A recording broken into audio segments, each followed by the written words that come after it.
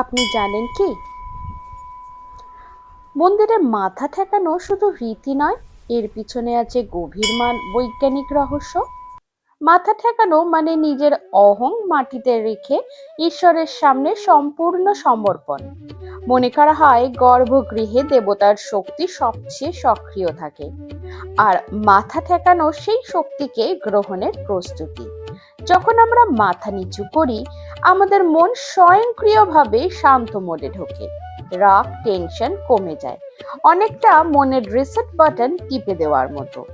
আমাদের কপালের ঠিক পেছনে আছে ফ্রন্টাল লোব, যা শান্তি, সিদ্ধান্ত ও সেলফ কন্ট্রোল নিয়ন্ত্রণ করে।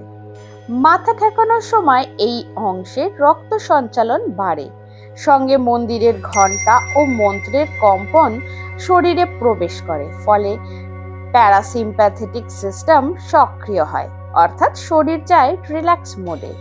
তাই মন্দিরে মাথা ঠেকানো কোনো অন্ধ রীতি নয়, এটা ভক্তি, মানসিক শান্তি আর বিজ্ঞানের সুন্দর মিলন।